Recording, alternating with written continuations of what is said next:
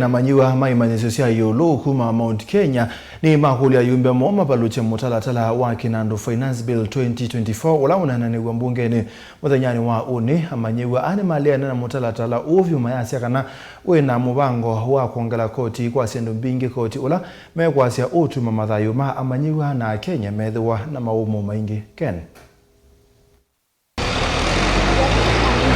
Dennis Kangi mwandiki manene wa ngwatanio ya manyiwa maimanyiso cia universities inenet na kutongo isiombano na manyiwa amusini wa Thika kauntini ya Kiambu. Karibu sana, we just started.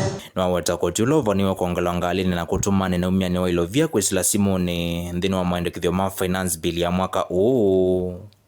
Mayongela muyu angalama amekele kwa manyiwa me oka hindi kwa Kenya on them. Si wengi wetu sisi wanavyo tunatumia matatu. Na kodi hiyo ya motor vehicle tax ikiongezewa, pia fare ambao sisi huwa tunatumia hizo matatu itakuwa imeongezeka. Na tunajuana saa hii pia uchumi umekuwa ni mbaya.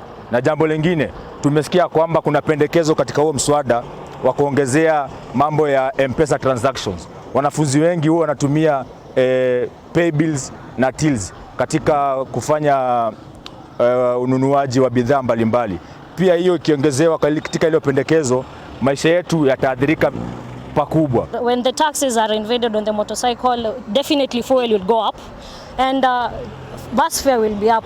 As a comrade, you put money aside for rent, transport and other things. For transport, it will go high.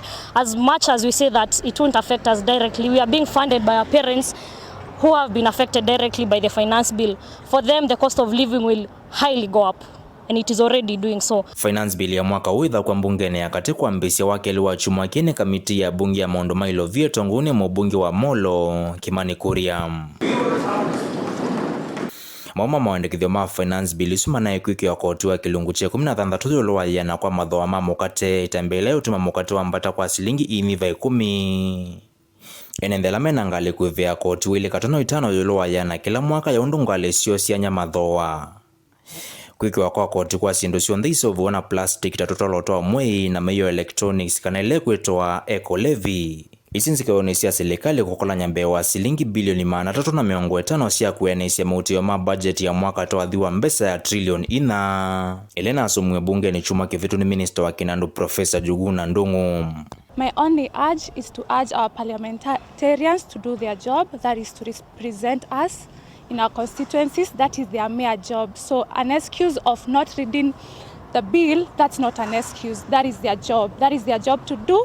That is their job to listen to us and vote no. Most of us are voting no, because if you overtax your citizens, you're just going to cripple the economy of our country. So if you raise our taxes, then raise our salaries. Give us jobs. Make jobs for us.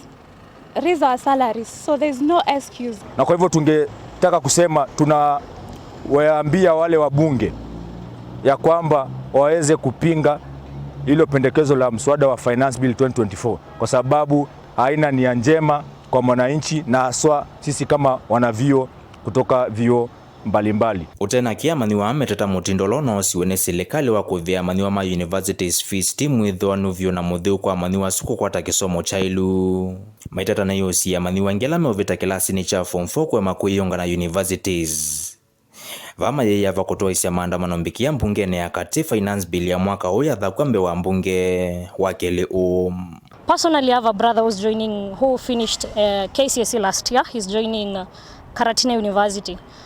The amount of money that I used to join campus and mind you, I'm in a private institution, and the amount that he's going to use to join university in a public institution, it is way too high. Like, it has gone up in a very high way. That will affect us directly. Let them pass the finance bill, because you see democracy is no longer working. The MPs are directed from the executive. They don't make decisions by themselves anymore. Ndilivotia Mutongo TV, nyeneta wa Ken Mulinge.